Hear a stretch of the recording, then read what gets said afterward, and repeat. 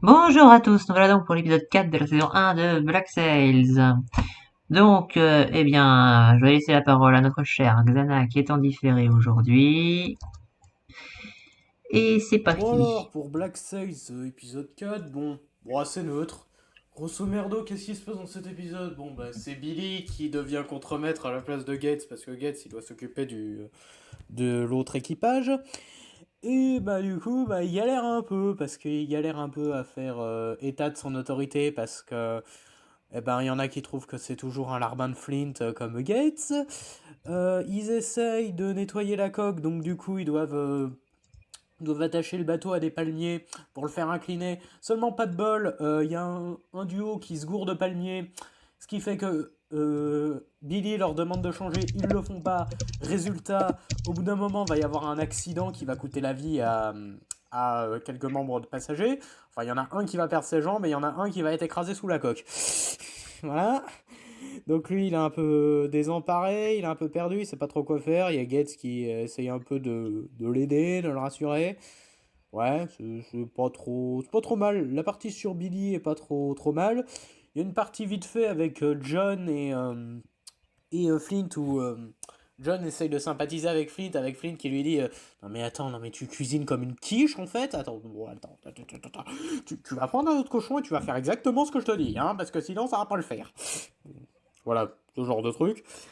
Et on en apprend un peu plus du coup sur la femme, que je retiens jamais son nom, la femme que Flint connaît là, qui a été voir dans l'épisode d'avant. Et en gros, c'est une noble Hamilton qui a eu une relation avec Flint alors qu'elle était mariée, et les deux se sont enfuis sur cette île. Visiblement, c'est plus ou moins ça l'histoire. Et du coup, bon, bah, c'est sa compagne, hein. Bon, j'avais quelques doutes avant, parce que je savais pas trop bien, mais là, c'est clair. Parallèlement à ça, on a Vayne qui est un peu dans la merde, parce qu'il se retrouve tout seul, sans équipage, machin truc, et il se retrouve en pleine, un peu en déprime, on va dire. Il y a Max qui, elle, est obligée de rembourser la somme qu'ils lui ont fait perdre, donc du coup, elle bosse gratis, et à un moment, elle se fait violer. Voilà, c'était l'apparition de Max.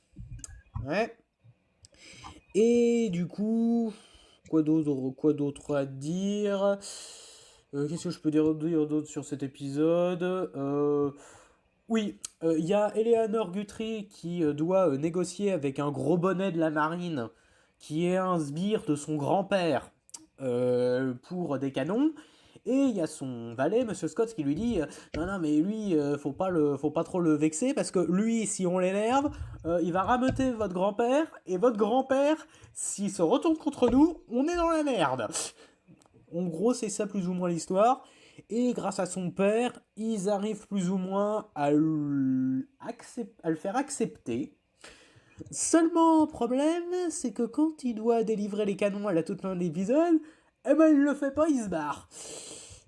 Du coup, ça s'arrête plus ou moins là pour l'épisode. Pas grand chose à dire, hein. Bon, on continue un peu on essaye de donner un peu plus d'empathie à Vayne. En mode, bon, il y a des moments c'est un connard, il y a des moments il est plus pathétique qu'autre chose. Ouais, c'est pas trop mal dans l'absolu. Bah, je sais pas trop quoi dire, ça développe un peu plus Vayne, ça développe Billy et ses nouvelles responsabilités. Il y a la dynamique avec John qui continue. On le voit pas beaucoup dans cet épisode, John. Et on développe un peu plus Flint et les Guthrie. Mais à part ça, ouais, non, c'est pas mal. Du coup, Brian, c'est à toi. Bon, ben, je vais mettre rien du tout à cet épisode, hein. Donc, pour moi, c'est un épisode correct. Voilà, qui se suit bien. Donc, on a toute l'intrigue autour du Billy et la réparation de la coque qui tourne mal. Donc, je vais pas trop répéter ce qui a été déjà dit, mais il y a quand même déjà une vraie tension assez importante et j'étais vraiment pris dedans. Pour moi, c'est ma scène préférée de l'épisode. Je le dis cash, hein, donc pour moi, c'est bon. Donc, c'est vrai que j'ai ressenti un petit peu quelque chose pour les deux pirates, enfin, l'un qui a perdu toutes les jambes et l'autre qui s'est fait écraser. Donc, pour moi, c'est quelque chose d'assez important pour moi. On a toute la partie avec les canons qu'il faut livrer et finalement qu'il faut pas livrer qui est tout aussi intéressante. Donc, en fait, j'ai pas grand-chose à dire, en fait. Sinon, je vais aussi revenir sur un truc qu'a dit Xana également. On apprend beaucoup plus de choses sur le personnage de Miranda. Donc, déjà assez sympathique déjà quand même qu'on apprend un peu plus. Donc maintenant on sait un peu plus que c'est une veuve, qu'elle a épousé un Hamilton, quelqu'un de la haute société, qui est décédé donc, et qui s'est enfui avec son amant qui n'est autre que Flynn. Donc ouais, ça permet au moins d'apprendre un peu plus sur le personnage, ce que j'apprécie.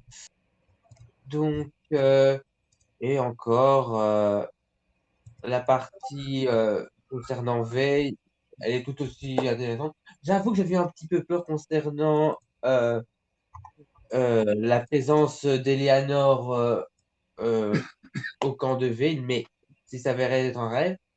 Mais je reconnais que la présence d'un mystérieux pirate qui apparaît, qui disparaît, j'avoue que ça m'intrigue. Donc, j'ai hâte de voir ce que ça donne.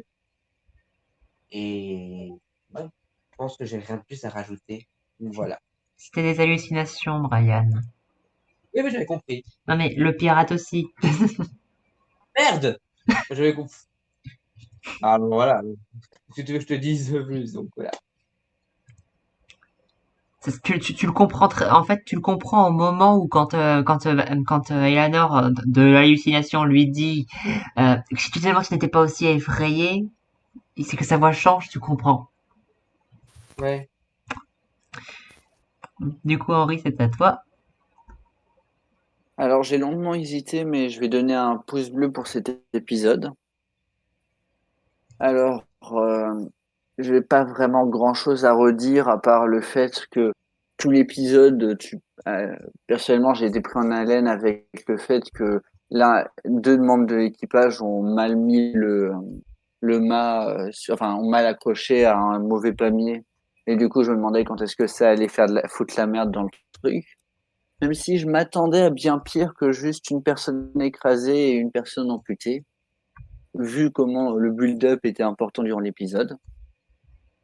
Euh, Sinon, bah oui, les hallucinations de machin. Moi, ils vont tous devenir machin et trucs dans les deux. Et le développement du conte qui veut à nouveau se faire passer pour quelqu'un de bien, enfin, et du coup a décidé de trahir sa fille, je trouve ça sympa. Et du coup, j'ai envie de voir l'épisode suivant. Voilà, c'est tout ce que j'ai à dire sur cet épisode. Ok. Donc c'est la tour à Volcano qui a mis un pouce vert. Bon, alors, il y a beaucoup de choses que j'ai aimées dans cet épisode. Là, notamment toutes les scènes de Flint et Silver et John Silver. John Silver qui parvient à faire mettre un doute Flint à propos de Billy. J'ai aimé le développement psychologique de comment il s'appelle merde, le pirate. Enfin, j'ai oublié son nom. Oui, bah, Charles Vane, oui, j'ai aimé un peu son développement un peu psychologique sur le fait qu'il a un peu perdu son équipage. J'ai un peu été surpris par la scène où le bateau a failli s'écraser, que Flint il en vient à couper la jambe. J'ai du mal avec les noms, j'avoue. Si tu peux me rappeler le nom de la personne, Seb? La personne qui s'est coupé la jambe, c'est Randall. Oui, c'est Randall. Ouais, j'ai été un peu surpris par cette scène. Je m'attendais pas à ce qu'il fasse ce genre de truc. Mais en Et même temps, ils avaient pas trop le choix. Il y avait la jambe soupée sous le navire. Tu préférais qu'ils finissent tous les trois écrasés. ouais, ouais, c'est sûr. Et la scène de fin. Bon, alors je suis pas devin, mais la scène de fin, vu ce que ça met en place, je sens qu'il va y avoir une grosse bataille navale dans l'épisode prochain. Voilà, sur ce, j'ai fini. Du coup, bah, c'est mon tour et moi, ce sera un pouce bleu parce que bon, l'épisode il est très bon, mais bon, on va pas non plus dire qu'il soit over épique. Mais bon, soit cet épisode il est pas mal, on développe les origines de Madame Barlow, les origines de Flint, enfin même si techniquement on ne sait que ce que la haute société londonienne sait, c'est-à-dire ce qui est officiel. Donc vous savez ce que ça veut dire. On développe le côté que notre cher marchand Guthrie, il essaye de s'en sortir de la légalité. Enfin, voilà, il a bien compris que ça tournerait au vinaigre sûrement cette histoire. Donc du coup, il essaye de combler comme il peut et il trahit un peu sa fille. Sa fille qui a qui a perdu la confiance de son majordome parce que un an était inenvisageable pour elle et il y a eu donc du coup elle avait prévu le coup. Tout ça. Et il y a plein de choses quoi, cet épisode. Alors la partie, par contre, le coup de le navire s'écraser, on s'attendait plus à quelqu'un plus qu'à une personne qui a une jambe coupée et un mort. Alors le truc c'est que certes ça fait ça, mais techniquement celui-là qui est mort, c'était le mec qui avait le plus d'arguments contre Flint.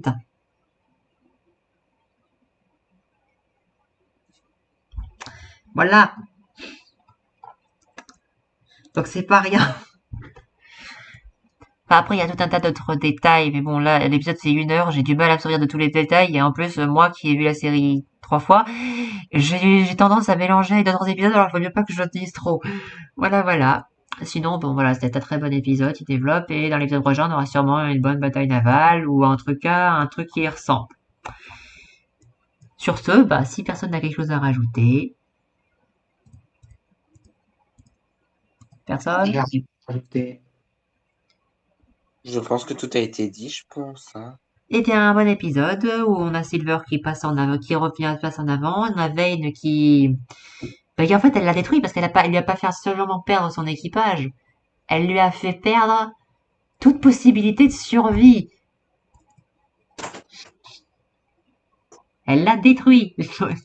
Parce que cette femme n'a pas de sentiment pour lui. Enfin, si, elle en a, enfin, ça dépend encore. Disons que Eleanor, c'est quelqu'un de complexe.